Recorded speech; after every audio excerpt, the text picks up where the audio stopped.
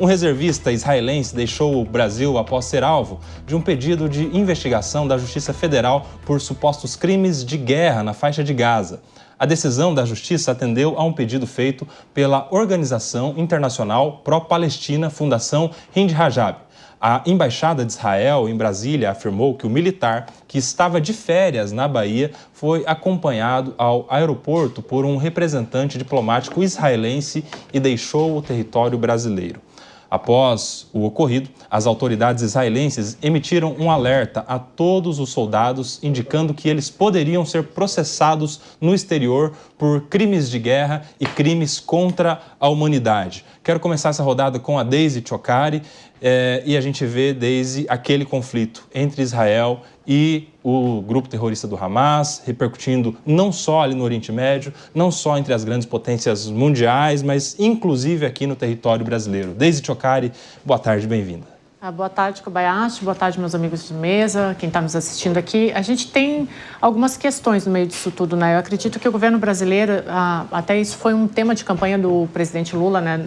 Nessa última campanha eleitoral, ele falou que ia posicionar o Brasil novamente diplomaticamente, falou que o Brasil não tinha esse posicionamento no último governo, mas ele tem perdido algumas chances de fazer isso valer, né? O Brasil, ele é signatário do Estatuto de Roma, ele tem que se posicionar no Tribunal Penal Internacional, né, quando são crimes relacionados à guerra, mas me parece que nesse caso o Brasil acabou ficando bem omisso, né, para não utilizar outra palavra. Então ele deveria ter utilizado mais a sua força diplomática, deveria ter se posicionado, utilizado esse episódio.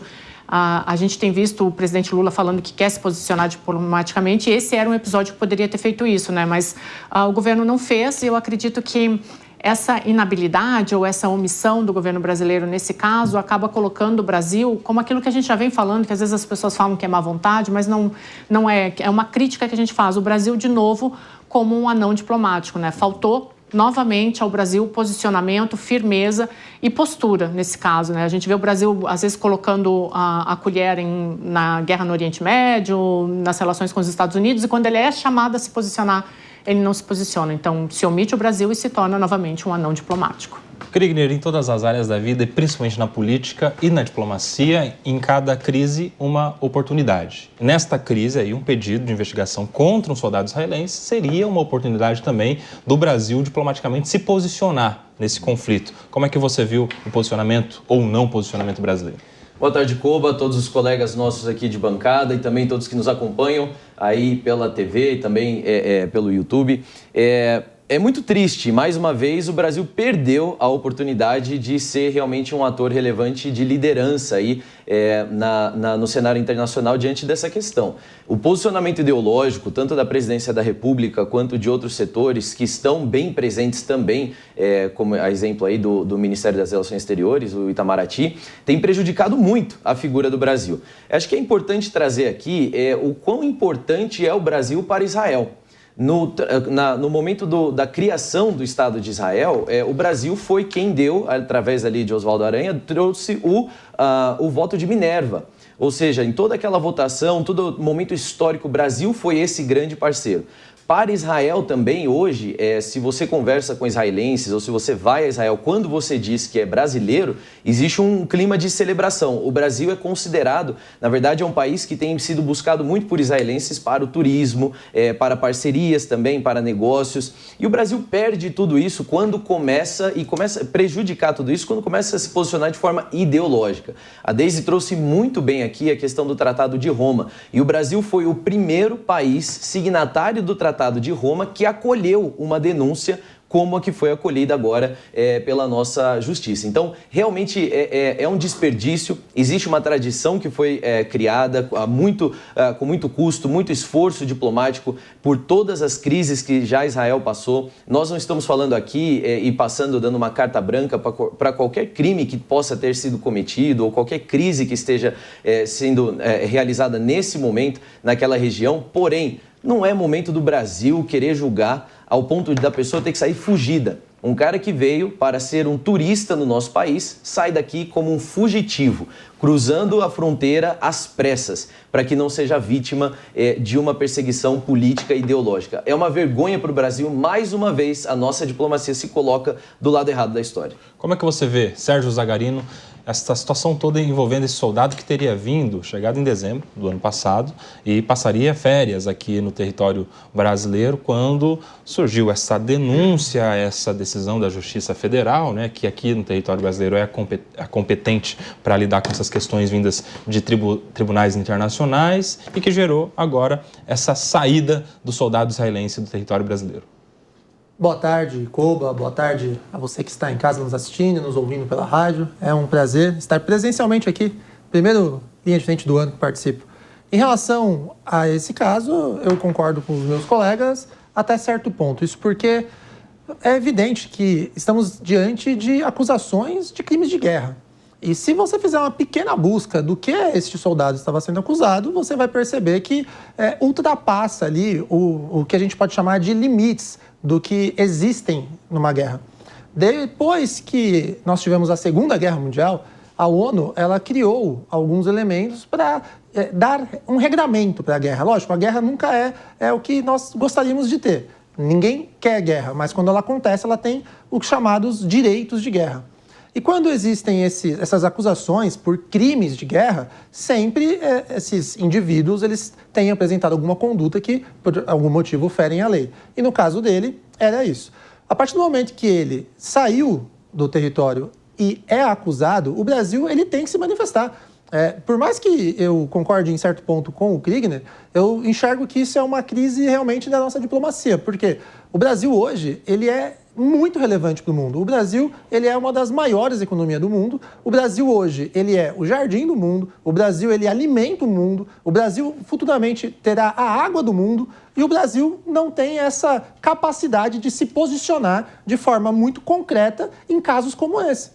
É evidente, o Kriegner falou, agora ele sai do país como um fugitivo, mas a questão da justiça não cabe a nós, brasileiros, definirmos se ele é foragido, se não é, se ele está fugindo. O que cabe a nós é cumprirmos com os tratados internacionais, cumprir a lei, levar ele para apresentar sua defesa, o contraditório, e quem vai julgar ele será um tribunal.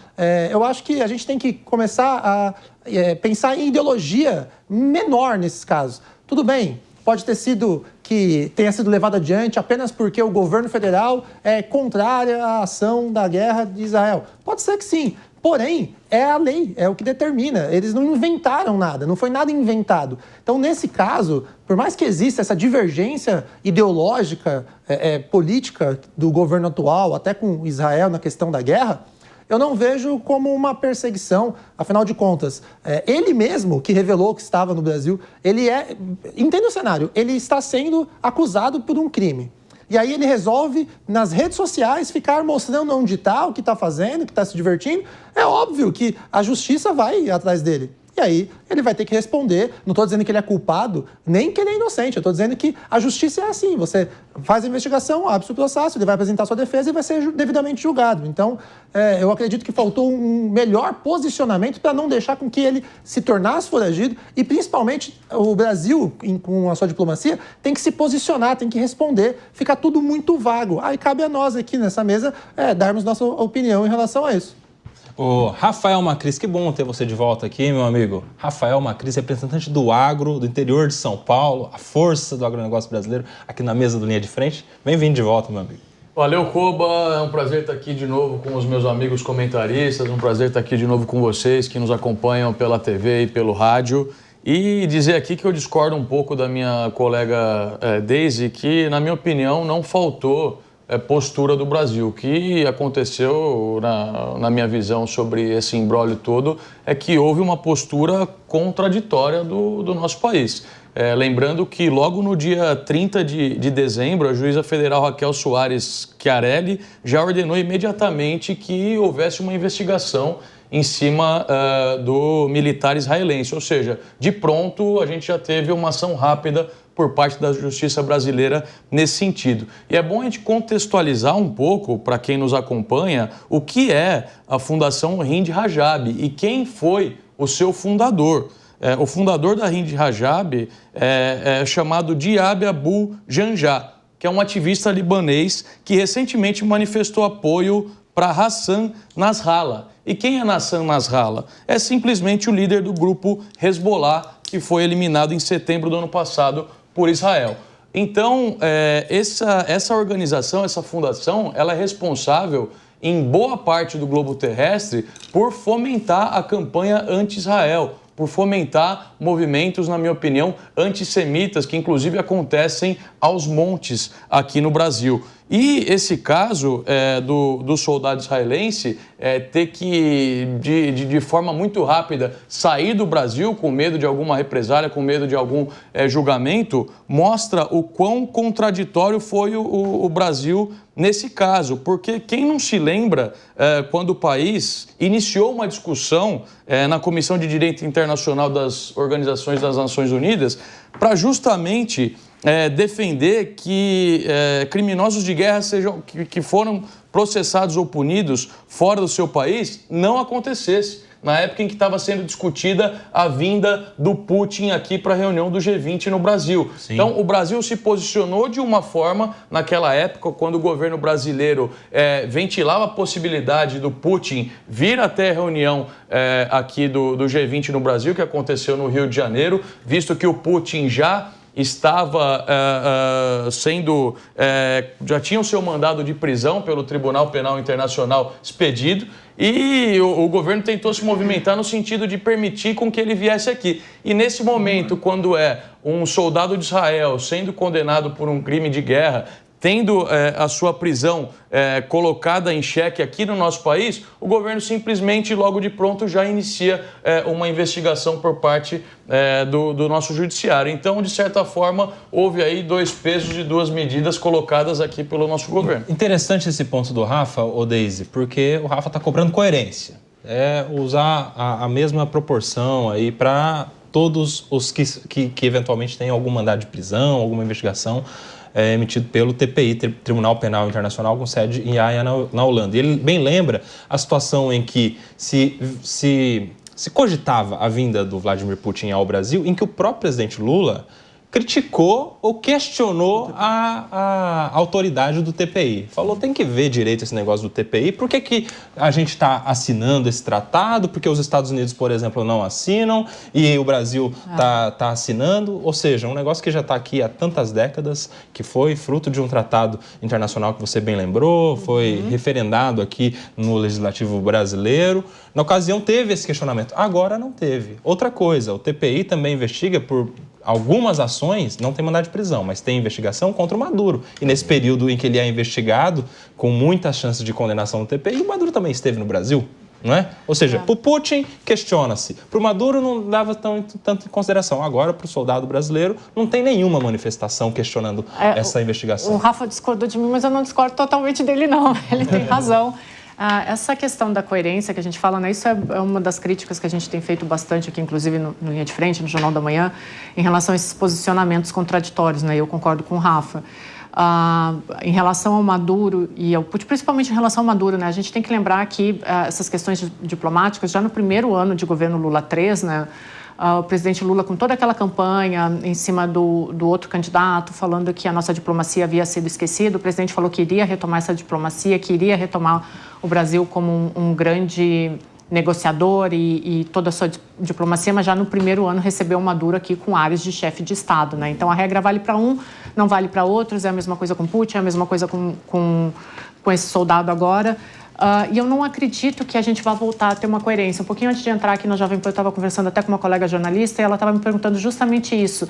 Se a partir de agora a gente poderia ter um pouco mais de coerência nessas relações diplomáticas do Brasil. Eu acho que isso não vai ter, porque a gente tem visto de uns anos para cá um fenômeno político que tem se acentuado no mundo inteiro, mas principalmente aqui no Brasil, que a gente fala tanto, que é a questão da polarização, e também existe uma relativização das coisas. Então, a verdade nunca mais é baseada nos fatos. A realidade agora ela virou uma questão, a verdade virou uma questão de agenda política, né? Então, aquela narrativa que a gente tinha, a justificativa linear que a gente tinha das coisas, agora ela é uma justificativa subjetiva. Então, para reiterar o meu ponto de vista, vale qualquer distorção da realidade, né? A gente fala muito disso em relação à dissociação cognitiva, para analisar esses fenômenos aqui no Brasil, mas eu concordo com o Rafa, eu acho que existe sim uma dissonância nessas decisões do presidente Lula, e eu reitero o meu ponto, eu acho que isso só prejudica o Brasil. Eu espero que numa próxima próxima eleição, na eleição de 2026, quando vierem com esse papo de nós tornamos o Brasil gigante diplomático de novo, que as pessoas não acreditem nisso, porque não é isso que está acontecendo, né? Foi uma promessa de campanha e a gente não vê isso acontecendo. Desculpa, Zagarino. Não, imagine, não só não é isso que não está acontecendo, como a gente também não pode relativizar a aplicação da lei. Esse é um ponto importante, porque vocês utilizaram um exemplo do Putin e do Maduro. A partir do momento que eles adentrarem o território brasileiro, que existe um tratado, essa lei ela deve ser seguida. A gente referendou essa legislação internacional. Ou seja, não se trata de relativização, se trata de, olha, vou fingir que eu não estou vendo. Só que também é importante diferenciar. Uma coisa é a gente aplicar a legislação em algo que pode ferir a nossa diplomacia, colocar o nosso país em risco. Você prender o presidente Vladimir Putin em território brasileiro, eu acredito que isso ia desencadear efeitos muito drásticos, talvez uma guerra. Não seria esse o caminho, eu não enxergo dessa forma. Diferente se fosse um soldado russo, por exemplo. Talvez a conduta do território aqui do Estado brasileiro fosse a mesma. Fosse abrir também uma investigação para apurar a conduta de um investigado por crimes de guerra, soldado russo, que o Brasil tem um bom relacionamento neste atual governo. Então, vejam, são coisas distintas. Quando o Brasil recebeu o Maduro aqui com tapete vermelho, aquilo foi uma afronta. Inclusive, Deise, a nossa diplomacia.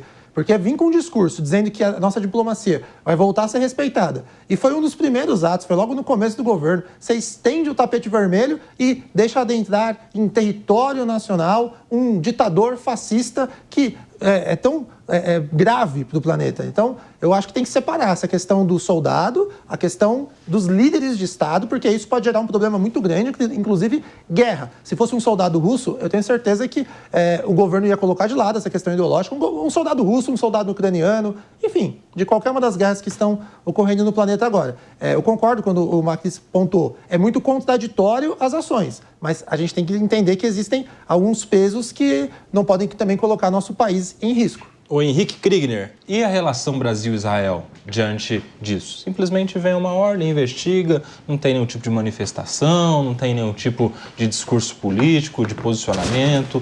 Isso impacta de alguma maneira na relação Brasil-Israel, que já não está tão assim aquelas coisas diante de circunstâncias, acontecimentos anteriores, né? Alguns discursos desencontrados que já foram feitos no decorrer desse conflito entre Israel e o Hamas. Como é que fica a relação Brasil-Israel? Exato, impacta e impacta negativamente, Koba. É triste acompanhar quando a gente vê, por exemplo, o relatório ali fornecido pelo próprio embaixador de Israel no Brasil.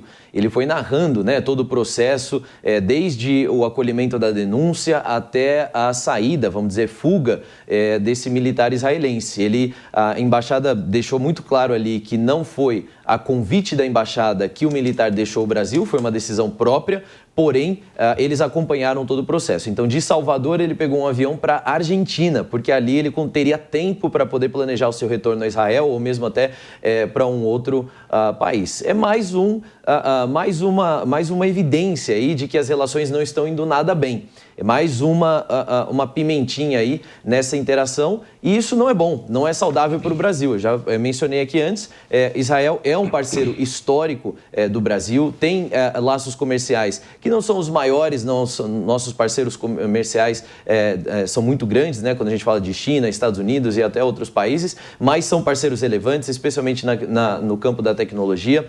Temos também uma interação na questão militar, bélica, então isso tudo precisa ser considerado, até a imagem que isso leva para outros atores, como por exemplo a própria OTAN. Então fica impactado negativamente, com certeza.